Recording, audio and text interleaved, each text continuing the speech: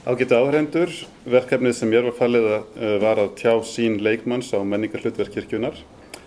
Sem meðlimur í að ég held nokkuð duglegum kirkjukór get ég vottað að listalíf getur enga vel dafnað í tengslu við kirkjuna.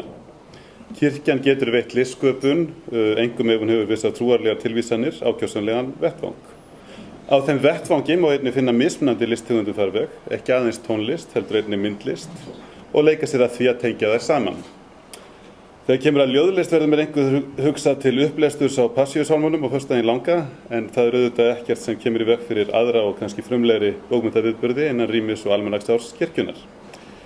Auk þess heldur ekkert að því að nefna fjárhagslegu hliðina, það þau efnalegu skilyrði sem listamönnum bjóðast til þess að sinna listinni í boði kirkjunnar. Í raun og veru óþarfi að velta gildi kirkjunnar fyrir listir meira fyrir sér, svo augljóst það. Áhugaverðari verður spurningin menningarhlutverk kirkjunnar ef við leggjum víðari skilning í hugtakið menningu. Það felst hugsanlega ekki eins mikill aulahúmor í að skilgreina menningu sem rímorð rímar við þrenningu og kann að virast í fyrstu, þegar til þess tekið að ekki reynist auðveldar að skýra hvað í menningu felist en í eðli heilagar þrenningar. Svarið sem við reynum hér að veita menningarhlutverk kirkjunnar getur því ekki orðið ljósara en spurningin sjálf þar sem menning lykilorðið. Við getum þó haldið því fram að með boðunarhlutverki sínu hjálpi kirkjan okkur að skilja menningu okkar. Án þess að skilja hugtök og tákn kristninnar verðum við blind á ótal atriði í menningararfleifð okkar. Og því að Árni Svanur hér getum við náttúrulega minnst á starf DV6 Cinema. Þar örugglega nokkuð verk að vinna, til dæmis við að skýra merkingu trúarhátíða sem ólíklegt að leggjast af á næstu áratugum. Ég ætla ekki inn á þá umræðu hvort foreldrar sem vilja börnum þeirra sé hlíft við slíkri uppfræðslu geta ekki haft rétt fyrir sér, nema því leyti að það má segja að þessi uppfræðsla sé ekki nauðsynlega sérstakt hlutverk kirkjunnar. Það eina sem ég vil segja í þessu sambandi það að kirkjan ætti að varast að réttlæta eigin tilvist eða samfélagslegu stöðu mjög út frá menningarhlutverki sínu. Það að segja að vegna þess að hún hafi varðveitt menningu landsins eða haldið góðum siðum af landsmönnum í gegnum aldirnar, þá megi þess vegna ekki hrófla við stöðu hennar eins og hún í dag. Í raun og veru virðist mér hér hræðsluáróður að ræða, skaði á endanum helst hann sem heldur honum fram. Mælikvarðarnir, blómleg menning eða gott siðferði eru sjálfstæðir en ekki hluti af kirkjunni. Kirkjan á, að mér finnst, umfram allt að réttlæta sig út frá þeim boðskap sem hún hefur fram að færa og hvernig hún telji að megi heimfæra hann upp á aðstæður í líf okkar. Það hvorki menningararfleiðin né varla siðgæðið sem heilagt sem slíkt eða minnst okkur ekki eins heilagt og orðið. En þá var spurningunni hvort til sé sérstakt menningarhlutverk sem kirkjan ein getur sinnt innan samfélagsins.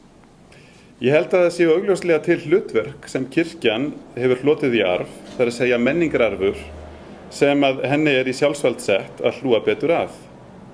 Prestar skyldu aldrei vanmeta hvað góð predikun getur hreyft mönnum, trúuðum sem trúleysingjum, og hvað það tekur langan tíma að hrista af sér sálrænum áhrifum vondrar predikunar. Predikunarlistin listgrein sem krefst þekkingar, hæfni, æfingar, hugvits og svo framvegis. Og ef prestum þykja viðbrögðin við predikun þeirra lítil, þeim hollt að minnast þess að hlutskipti listamannsins eða fræðimannsins nokkuð áþekkt. Ef við göngum enn lengri í samanburðunum við milli presta og listamanna þá mættu náttúrulega prestar velta fyrir sér að augra á söfnuðu sínum aðeins meira en ég ætla kannski ekki alveg út í þá sálma. Sama gildir það að tóna. Þvílíkan myndugleik öðlast prestur ekki við það að valda þessu framandi arkaíska listformi sem hefur verið einstakt í menningu okkur í dag og eins með aðra helgisiði. Það einnig óþarfi að trúa að sálfræðingastéttin eigi svör við öllum tegundum angistar sem leitar á fólk eða sálusorgun sé aðeins frumstæð samræðaðferð sem prestar neyðast til að veita sem hálfgerð viðvaningar. Kannski sálusorgun það í sumum tilvikum, ég veit það ekki, en í henni ætti engu að síður að geta falist umræða sem á allt öðrum nótum en í viðtali við sálfræðing. Það má auðvitað leggja minni áherslu á þessa þætti í prestarfinu en aðra.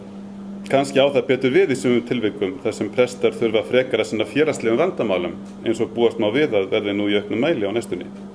En vilji kirkjan og þjónar hennar sýna þessari sérstöku menningararfleifð sinni ræktarsemi, þá virðist mér þetta vera meðal helstu verkefna sem felast í sérstöku menningarhlutverki kirkjunnar. sérstakur.